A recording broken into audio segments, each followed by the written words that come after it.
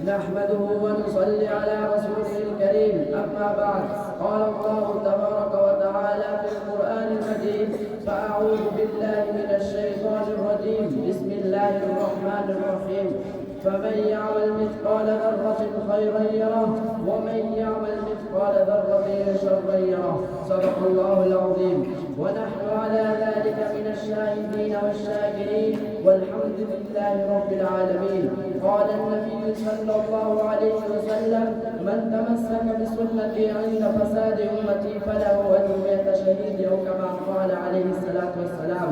محترم حضرات، میں نے آپ حضرات کے سامنے قرآن کریم کی دعا کی تلاوت کی ہے. اس کی روشنی میں آپ کے سامنے اپنے معافی ضمیر کو ادا کروں گا. امید ہے کہ آپ غور سماعت فرمائیں گے. دوستو، اللہ تعالیٰ نے قرآن کریم کے اندر نبی کو حکم دیا: یا ایھا الرسول بلغ ما انزل الیک من ربک وان لم تفعل فما بلغت رسالتہ.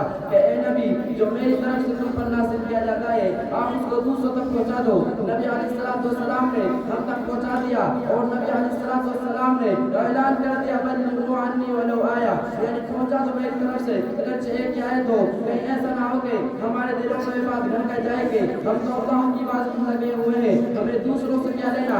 اور جب ہم اللہ کی بات میں لگے ہوئے ہیں تو رسول کیا کرے، ایک دوسرے سے چھوڑ گئی تو کیا ہو جائے گا.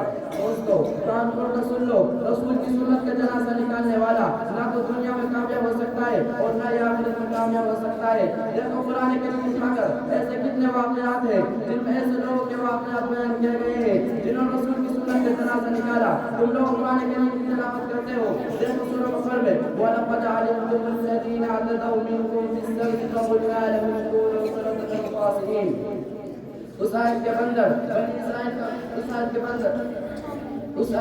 بنی اسرائیل کا واقعہ بیان کیا ہے. حضرت داؤد علیہ السلام کا زمانہ ہے. چونکہ بنی اسرائیل مچھلی کے بہت زیادہ شوقین تھے، مچھلیوں کا شکار کیا کرتے تھے. کیا اللہ نے فرمایا کیا کہ تم میری عبادت کرو اور میرے بندے حضرت داؤد علیہ السلام کی بات مانو، کیونکہ میرا برگزیدہ بندہ اور نبی ہے.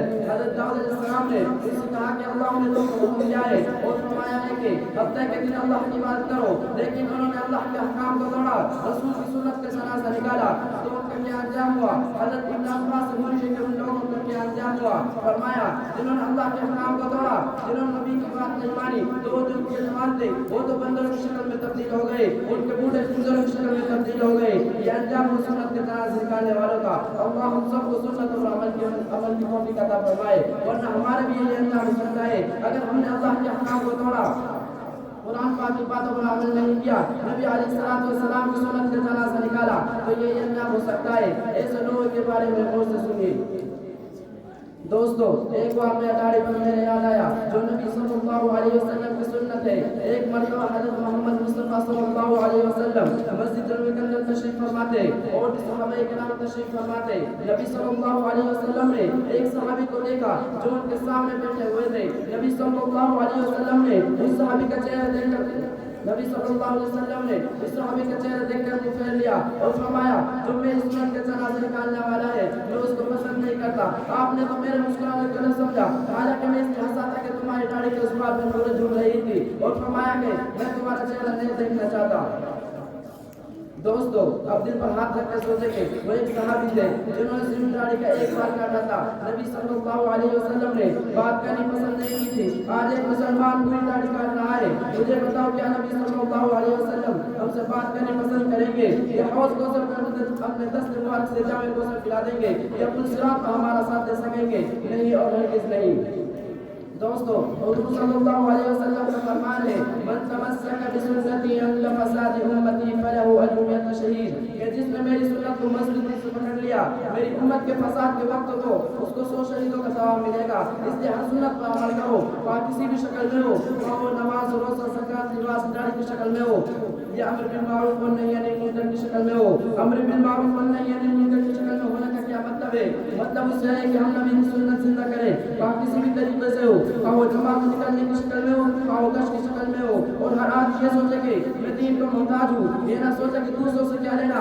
میں تو خود نماز پڑھ رہا ہوں، مسجد میں فجر کی نماز پڑھ کر بیٹھ رہتا ہوں، دوسروں سے کیا لینا میں تو اللہ کی عبادت کر ہی رہا ہوں. یہ بات سونا دریا فضا ہے. ایک مرتبہ کا واقعہ ہے. اللہ نے فرشتوں سے کہا کہ جب بنی اسرائیل کی پورا بستی کو برباد کر دو. جب فرشتے وہاں پہنچے تو دیکھا کہ ایک بزرگ شخص ہے جو ہر وقت اللہ کی عبادت میں مشغول رہتا ہے. فرشتہ اللہ کے دربار میں محمود بچے اور کہا کہ اے اللہ تیرا اس بستی میں بہت بڑا برکت بندہ ہے. آپ نے اس بستی کو پلٹنے کا حکم دے دیا. اللہ نے فرمایا کہ جاؤ پہلے اس بوڑھے کو تباہ کر دو. یہ تو خود عمل کر رہا ہے, خود تو تسبیحات میں مشغول ہے, خود تو روزہ میں مشغول ہے. اس لیے میرے نزدیک ایسی عبادت اور ایسے شخص کا عبادت کرنا قابل قبول نہیں. دوستو اس واقعہ سے نصیحت حاصل کرو اور سوچو ان مسلمان بھائیوں کے بارے میں جو مسجد میں نہیں آ رہے ہیں. ان کی فکر کرو. اگر دنیا سے چھوٹے ہی بس ہوں گے. واقعہ